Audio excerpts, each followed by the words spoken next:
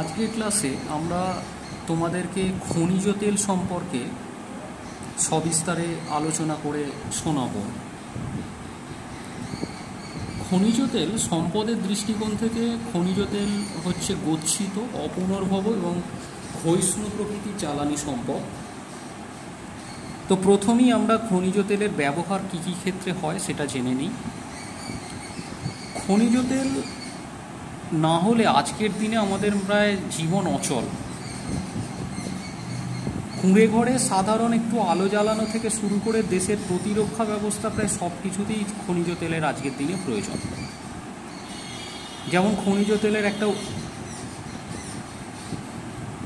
রূপ পেট্রোল, তার সাহায্যে বিমান ও মোটর গাড়ি চলে। আবার জ্বালানি তেলের সাহায্যে মোটর, বাস, ট্রাক, রেল, জাহাজ চলে। বিদ্যুৎ উৎপাদনের জন্য এই জ্বালানি তেল ব্যবহার করা হয়। বাড়িতে আলো জ্বালানোর জন্য কেরোসিন চাই। রাস্তাঘাট পাকা করতে লাগে পিচ বা অ্যাসফল্ট।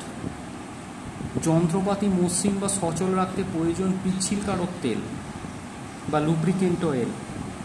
এবং ভেসলিন, প্যারাফিন থেকে তৈরি হয় মোমবাতি, ওষুধ।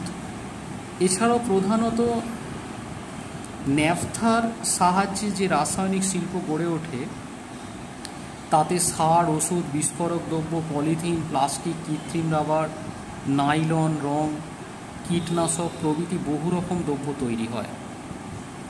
অতএব বুঝতে পারছো যে খনিজ তেলের বহুল্য ব্যবহার তার গুরুত্বকে কতখানি সম্ভাবনাময় করে তুলেছে। এক্ষেত্রে জেনে রাখো যে আমরা যে খনিজ তেল পাই অ্যাকচুয়ালি সেটা অপরিশোধিত একটা তেল। তারপরে সেটাকে শোধন করে তারপর আমরা বিভিন্ন যে পেট্রোল, ডিজেল, কেরোসিন, গ্যাসোলিন সমস্ত উপাদানগুলো পাই। তো সেই অপরিশোধিত তেলটা কিভাবে পাই বা কোথা থেকে পাই বা কীভাবে তার সৃষ্টি হয়, অধিকাংশ ভূবিজ্ঞানীরাই মনে করেন যে এটা সমুদ্রের তলায় পলি, বালি, কাদা প্রভৃতির সঙ্গে খুব ছোট ছোট সামুদ্রিক প্রাণী, ব্যাকটেরিয়া, উদ্ভিদকোষ, জীবকোষ প্রভৃতি বহু কোটি কোটি বছর ধরে চাপা পড়ে থাকে। তারপর চাপে এবং নিচের তাপে ক্রমশ গলে গিয়ে তেলকে সৃষ্টি করে। তাই পাললিক শিলার মধ্যেই একমাত্র খনিজ তেল পাওয়া যায়।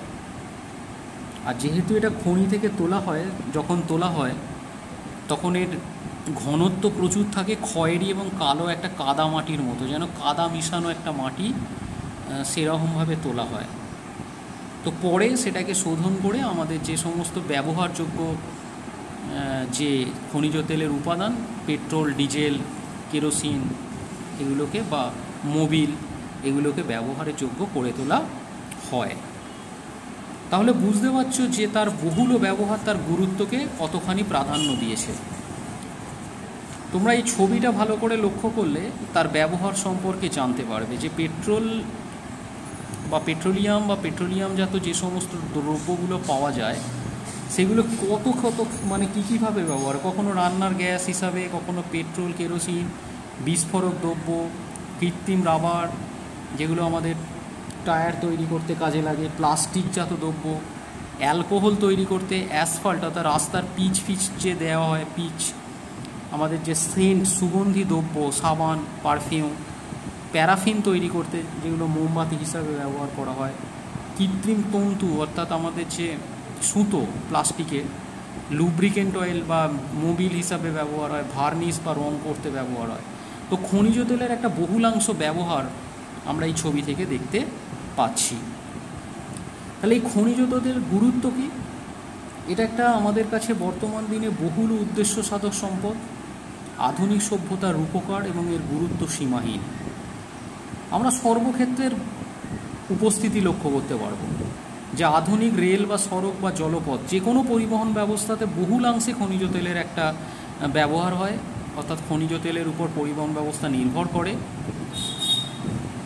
ট্রাক্টর, হারভেস্টার, পাম্পসেট প্রভৃতি সচল রাখতে, ডিজেল এবং রাসায়নিক সার তৈরি করতে বা কীটনাশক যে সমস্ত খনিজ উৎপাদিত হয় সেগুলোও এই খনিজ তেল থেকে, অর্থাৎ দেখা যাচ্ছে কৃষিকাজেও খনিজ তেল কিন্তু একটা অপরিহার্য উপাদান। পেট্রোকেমিক্যাল শিল্পে যে সমস্ত কাঁচামাল লাগে সেগুলোও খনিজ তেলের উপর নির্ভরশীল। আমাদের যে সামরিক যে প্রতিরক্ষা ব্যবস্থায় সেখানে বিমান হোক, জাহাজ হোক, ট্যাঙ্ক হোক, ট্রাক হোক প্রভৃতি সচল রাখতে খনিজ তেলের একটা গুরুত্বপূর্ণ ব্যবহার হয়। আমরা লুব্রিকেন্ট অয়েল দিয়ে যন্ত্রপাতিকে সচল রাখি, বিদ্যুতে ব্যবহার করি, বিভিন্ন রাসায়নিক দ্রব্য উৎপাদনের জন্য আমরা খনিজ তেলকে ব্যবহার করে থাকি। ফলে খনিজ তেলের গুরুত্ব বর্তমানে এতটাই বৃদ্ধি পেয়েছে যে একে আমরা তরল সোনা নামে অভিহিত করি, অর্থাৎ খনিজ তেলকে তরল সোনা বলা হয়।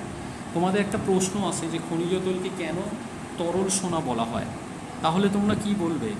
যে খনিজ তেলের বহুল ব্যবহার এবং তার সীমাহীন গুরুত্বকে প্রাধান্য দিয়ে আমরা কিন্তু তাকে তরল সোনা বলি। সোনা যেমন মূল্যবান, আমাদের কাছে এক্ষেত্রেও কিন্তু খনিজ তেল যথেষ্ট মূল্যবান, কারণ তার দেখতে পাচ্ছ বহুলাংশ ব্যবহার, সেটা একবারে প্রতিরক্ষা দপ্তর হোক, পরিবহন ব্যবস্থা হোক, কৃষিকাজ হোক, পেট্রোকেমিক্যাল হোক বা রাসায়নিক দ্রব্য উৎপাদন হোক, সমস্ত ক্ষেত্রেই তার বহুলাংশ ব্যবহার তাকে সোনার মতোই মূল্যবান করে তুলেছে, তাই তাকে তরল সোনা বলা হয়। এরপরে আমরা জানব যে ভারতের কোথায় কোথায় খনিজ তেল উত্তোলন করা হয়। ভারতে খনিজ তেল উত্তোলনের এখনও যে প্রচেষ্টা, সেটা ভূবিজ্ঞানীরা অনেক চেষ্টা করছে। তো ভারত একটা সম্ভাবনাময় খনিজ তেল উত্তোলক দেশ হিসাবে এখনও পরিগণিত হয়, কিন্তু বাস্তবিক ক্ষেত্রে মাত্র 7টি জায়গায় ব্যবসায়িকভাবে আমাদের দেশ থেকে খনিজ তেল উত্তোলন করা হয়। বিশেষ করে অসমের ঊর্ধ্ব ব্রহ্ম উপত্যকা থেকে, স্বাধীনতার অনেক আগে থেকেই এখানে আমাদের খনিজ তেল উত্তোলন করা হচ্ছে। এই যে অসমের ঊর্ধ্ব ব্রহ্ম উপত্যকা থেকে সেখানকার ডিগবয়, নাহারকাটিয়া, রুদ্রসাগর, মোরান, হুগরি, জান, লাকুয়া, বদরপুর প্রভৃতি জায়গায় এখনও আছে। আমাদের জানি ডিগবয় একটা প্রাচীন খনিজ তেল উত্তোলক অঞ্চল। এছাড়াও আমাদের গুজরাটের কাম্বে উপত্যকা, যেটা 1958 সালের পরে এখানে আবিষ্কার হয়। এখানে যে সমস্ত উল্লেখযোগ্য খনিগুলো হচ্ছে লুনেজ, কালোল, আঙ্কলেশ্বর, সানান্দ, নাওয়াগাম, কাদি, কোসাম্বার, ঢোলকা, ওয়াভেল, বাকরোল, কাথানা, মেসানা প্রভৃতি। 3 নম্বর দেশ হচ্ছে সমুদ্রগর্ভের তেল খনি, যেটা মুম্বাই দারিয়া বা মুম্বাই হাই অঞ্চল বলা হয়, যেটা মহারাষ্ট্রের উপকূল বন্দরে মুম্বাই থেকে প্রায় 100 থেকে 150 কিলোমিটার উত্তর পশ্চিমে অবস্থিত। সেই মুম্বাই দরিয়া বর্তমানে ভারতের বৃহত্তম খনিজ তেল উৎপাদক অঞ্চল, যেটা 1967 সালে আবিষ্কার হয়। অর্থাৎ 1967 সাল থেকে এই তৈলক্ষেত্রটির কথা ভারতবর্ষের মানুষ জানতে পারে। এখানে দুটো জিনিস খুব মনে রেখো, যে আমাদের যে অপরিশোধিত খনিজ তেল যেগুলো আমাদের উত্তোলিত হয় বা যেগুলো আমরা আমদানি করি অন্যান্য দেশ থেকে, সেগুলোকে শোধন করার জন্য ভারতবর্ষে 21টা শোধনাগার আছে। তার মধ্যে বিহারের বারাউনি, কোচি কেরালায়, মুম্বাই 1, মুম্বাই 2 দুটি মহারাষ্ট্রে, দিগবয় আসামে, গুয়াহাটি আসামে, বাঙ্গাইগাঁও আসামে, হলদিয়া পশ্চিমবঙ্গ, বিশাখাপত্তনম অন্ধ্রপ্রদেশে, কয়ালি গুজরাট, চেন্নাই, মানালি তামিলনাড়ুতে, মথুরা উত্তরপ্রদেশ, পানিপথ হরিয়ানা, ম্যাঙ্গালোর কর্ণাটক, নুমালিগড় অসম, কাবেরী বেসিন নারিমানস যেটা হচ্ছে তামিলনাড়ুতে, জামনগর গুজরাট, জাটিবাকা রাজামুন্দ্রি অন্ধ্রপ্রদেশ, মাথিখাভাদি জামনগর গুজরাট, ভাজিনার জামনগর গুজরাট, বিনা সাগর জেলা মধ্যপ্রদেশ। এছাড়াও বর্তমানে পাঞ্জাবের ভাতিন্ডা, উড়িষ্যার পারাদ্বীপেও একটা শোধনাগার নির্মাণ হচ্ছে। এর মধ্যে মাখিদাবাদি শোধনাগারে শোধন ক্ষমতা অত্যন্ত বেশি, এবং তারপরে কয়ালি এবং ম্যাঙ্গালোর শোধনাগার স্থান। এক্ষেত্রে প্রসঙ্গত উল্লেখযোগ্য যে হাজিরা বা জামনগর যেটা গুজরাট, এর শোধনাগারটি একমাত্র বেসরকারি মালিকানা, এটা সরকারি মালিকানা নয়, এটা বেসরকারি বা প্রাইভেট কোম্পানি। তো সেটা কিন্তু ভারতের বৃহদায়তন শোধনাগার বা ভারতের সবচেয়ে বড় খনিজ তৈল শোধনাগার। তো কেন শোধনাগারে আমাদের খনিজ তেলকে পাঠানো হয়? তার কারণ হচ্ছে অপরিশোধিত তেল নানা ধরনের উপাদান মেশানো থাকে, তাতে শোধন না করলে তাকে ব্যবহারযোগ্য করে তোলা যায় না। এই শোধন করার সময় অপরিশোধিত তেল থেকে যে কেরোসিন, পেট্রোল বা গ্যাসোলিন, ডিজেল, জ্বালানি তেল, লুব্রিকেটিং অয়েল বা পিচ্ছিলকারক তেল প্রভৃতি প্রোডাক্টস পাওয়া যায়, সেগুলোকে আলাদা করা হয়। এরপর সেই বাই প্রোডাক্ট থেকে পিচ, কৃত্রিম asphalt, naphtha, petrol coke, vaseline, paraffin, gas প্রভৃতি উপজাত দ্রব্য বা বাই প্রোডাক্ট আমরা বের করে নিয়ে আসি, সেগুলোকে ব্যবহারযোগ্য করা হয়।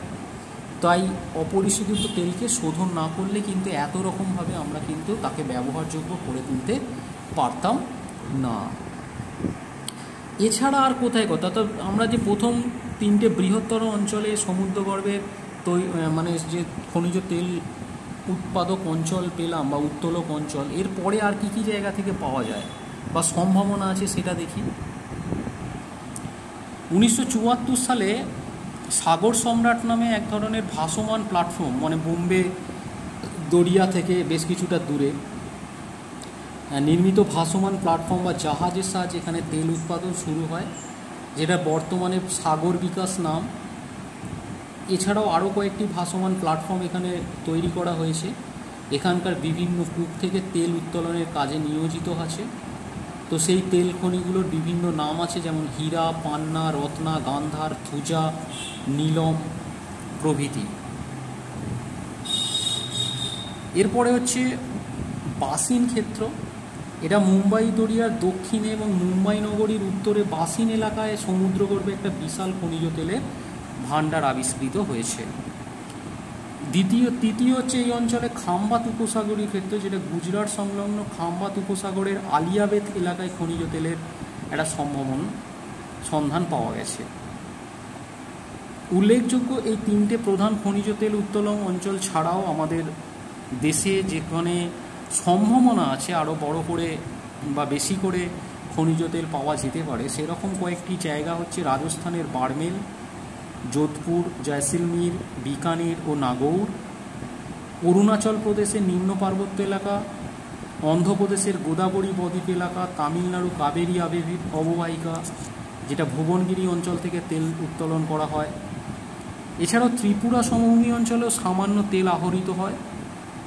প্রসঙ্গত উল্লেখ করা যায়, রাজস্থানের বাড়মের জেলার মঙ্গলা তেল ক্ষেত্রটি অদূর ভবিষ্যতে দেশের অন্যতম গুরুত্বপূর্ণ তেল উৎপাদক অঞ্চল হয়ে উঠবে বলে বিশেষজ্ঞরা মনে করে।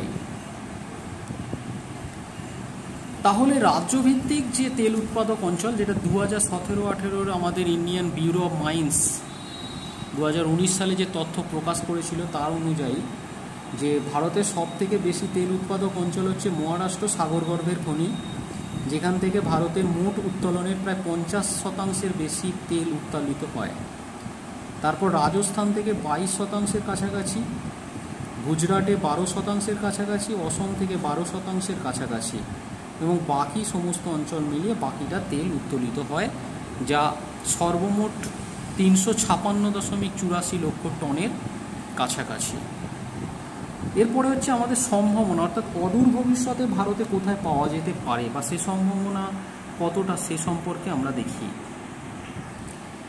অদূর ভবিষ্যতে আমাদের যে সম্ভাবনাময় অঞ্চলগুলো আছে ভারতের, বিশেষ করে ভারতের দুটি সংস্থা, oil and natural gas corporation বা ওএনজিসি, অর্থাৎ ওএনজিসির ফুল ফর্ম হচ্ছে oil and natural gas corporation, আর একটা হচ্ছে অয়েল ইন্ডিয়া লিমিটেড বা ওআইএল। এরা ভারতের বিভিন্ন খনিজ তেলের জন্য ব্যাপক অনুসন্ধান চালিয়ে যায়।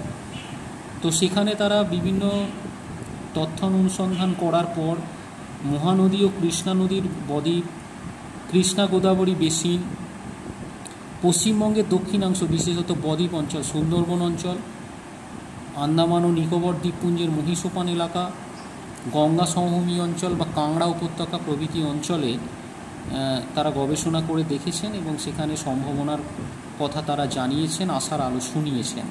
হয়তো অদূর ভবিষ্যতে আমরা এই অঞ্চল থেকেও ভারতের খনিজ তেল উত্তোলক মানচিত্রে এদেরকেও স্থান করে নিতে দেখব। ভারতে খনিজ তেলের ভাণ্ডার বা কতটা মজুদ আছে, আমরা সাধারণত জানি যে পাললিক শিলার অন্তর্গত দুটো স্তর আছে, একটা বেলে পাথর আর চুনা পাথর, এই স্তরেই খনিজ তেলটা বেশি পাওয়া যায়। তো সেখানে যে সম্ভাবনা দেখা গেছে, সমীক্ষা করে দেখা গেছে ভারতে সঞ্চিত তেলের ভাণ্ডারের প্রায় 760 কোটি টন খনিজ তেল এখনও ভারতবর্ষের বুকে সঞ্চিত আছে। কিন্তু ভারতবর্ষের খনিজ তেলের যে বাণিজ্য, সেখানে যতটা তেল উৎপাদন করা হয় ভারত নিজের দেশ থেকে বা নিজের যে স্থান থেকে, সেখানে দেশের যে মোট চাহিদা তার মাত্র 30% পূরণ করা সম্ভব। তাই বাকি যে 70% চাহিদা মেটানোর জন্য ভারতকে প্রতি বছরই একটা বিশাল পরিমাণ তেল, খনিজ তেল কিন্তু রাশিয়া, ইরান, নাইজেরিয়া, সৌদি আরব, ইরাক প্রভৃতি দেশ থেকে আমদানি করতে হয়, যেটা কিন্তু ভারতের আর্থিক নীতির ক্ষেত্রেও কিন্তু অনেকটা মানে ব্যয়বহুল বলা যেতে পারে। তো সম্ভাবনাটা যদি আমাদের বাস্তবিক পরিণতি হয়, তাহলে হয়তো অদূর ভবিষ্যতে ভারতের খনিজ তেলের আমদানি একটু কমলেও ভারতের বাণিজ্যিক যে গতি সেটা হয়তো আরও দ্রুত এগোবে। তো এই হচ্ছে আমাদের খনিজ তেলের যে সম্পর্কে আলোচনা। আশা করি তোমরা বুঝতে পারলে। সুন্দরভাবে তোমাদের বইয়ে আলোচনা করা হয়েছে। আরও বেশি করে রিডিং 2-4 বার পড়ে নিয়ে বই থেকে, যত বেশি বই পড়বে তত বেশি তোমাদের তথ্য সমৃদ্ধ হবে এবং তত বেশি তোমাদের পরীক্ষার জন্য তোমরা প্রস্তুত হবে। তাই বারবার বলবো, টেক্সট বইটাকে খুঁটিয়ে খুঁটিয়ে অনেকবার করে পড়ো। আমার ভিডিওটা তোমাদের যদি সেই টেক্সট বইকে পড়তে সাহায্য করে, হেল্প করে, তাহলে কমেন্ট করে জানিও। আর যদি কিছু অসুবিধা থাকে, আরও কিছু সম্ভাবনার কথা যদি বলতে পারো বা আরও কীভাবে বেটার বলা যেতে পারে, তাও তোমরা লিখে জানিও। ধন্যবাদ। সকলে ভালো থেকো, সুস্থ থেকো।